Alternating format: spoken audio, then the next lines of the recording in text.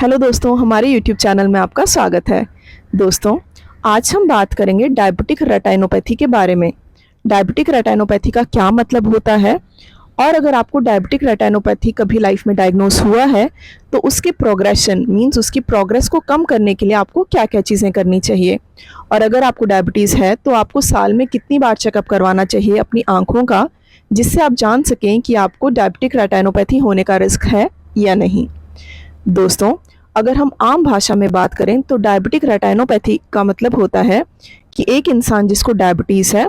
उसको शुगर की वजह से आँखों को अफेक्ट होने का कितना % चांस है। दोस्तों, हम जानते हैं कि शुगर की वजह से हमारी शरीर की हर ब्लड वेसल पे अफेक्ट आता है। सिमिलरली हमारी आइज़ की ब्लड वेसल्स पे भी शुगर की वजह से अफेक्ट आता है, इसीलिए हमें होता है डायबिटिक रेटिनोपैथी।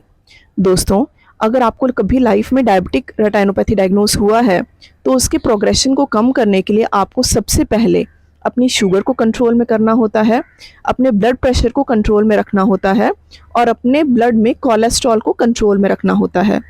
दोस्तों, अगर आपको डॉक्टर ने टाइप 1 डायबिटीज़ से डायग्नोस किया है तो आप ध्यान रखें कि जिस टाइम से आपको टाइप 1 डायबिटीज़ डायग्नोस हुआ है उसके 5 साल के अंदर अंदर आपको अपना डिटेल आइज़ का चेकअप करवाना होता है, जिसमें आप जान सकें कि आपको डायबिटिक रेटिनोपैथी होने का रिस्क है या नहीं।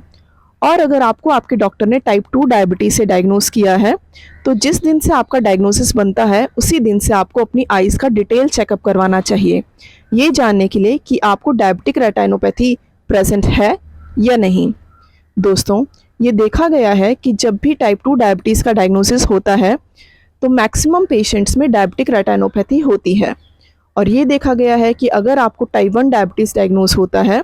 तब हमारे पास थोड़ा सा टाइम होता है ये देखने के लिए कि आपको डायबिटिक रेटिनोपैथी होने का रिस्क है या नहीं, या फिर उस टाइम पे आपको डायबिटिक रेटिनोपैथी है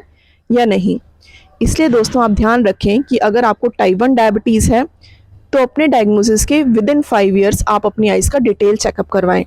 और अगर आपको टाइप 2 डायबिटीज़ है तो जिस दिन से आपको टाइप 2 डायबिटीज़ डायग्नोस होता है उसी दिन से आपको अपनी आइज़ का डिटेल चेकअप करवाना है एक ऑफ्थेल्मोलॉजिस्ट से, मतलब एक आइज़ के डॉक्टर से। दोस्तों, अगर आप एक फ़ीमेल हैं और अगर आप टाइप 1 डायबिटीज़ या टाइप 2 डायबिटीज़ से सफ़र कर रही हैं और अगर आप प्रेगनेंसी करना चाहती हैं तो आप ध्यान रखें कि आप प्रेगनेंसी से पहले एक डिटेल आई का एग्ज़ामिनेशन करवाएं, और अगर उस आई एग्ज़ामिनेशन में नॉर्मल फाइंडिंग्स आती हैं तो हम हर ट्राइमेस्टर में डिटेल एग्ज़ामिनेशन करते हैं, मतलब प्रेगनेंसी के हर 3 महीने में आइज़ का डिटेल एग्ज़ामिनेशन किया जाता है। और फिर अगर आपकी डिलीवरी हो जाती है तो डिलीवरी के 1 साल के अंदर अंदर डिटेल आई एग्ज़ामिनेशन किया जाता है। दोस्तों, आप ध्यान रखें कि अगर आपके किसी भी आई एग्ज़ामिनेशन में कोई भी एबनॉर्मेलिटी आती है या फिर आप में बहुत ज़्यादा प्रोग्रेसिव डायबिटिक रेटिनोपैथी देखने को मिलती है या आपकी विजन में इफ़ेक्ट आना शुरू हो जाता है तो ये चेकअप का फ्रीक्वेंसी इंक्रीज़ कर दिया जाता है। इसलिए दोस्तों, आप ध्यान रखें कि डायबिटीज़ की वजह से आपकी आँखों पे इफ़ेक्ट होने का बहुत ज़्यादा चांस होता है। इसलिए टाइप 2 डायबिटीज़ में जैसे ही आपको डायग्नोसिस टाइप 2 डायबिटीज़ का बनता है तो उसी दिन से आप अपनी आइज़ का डिटेल चेकअप करवाएं। और अगर आपको टाइप 1 डायबिटीज़ है तो आप ध्यान दें कि डायग्नोसिस के 5 साल के अंदर अंदर ज़रूर अपना आइज़ का चेकअप करवाएं,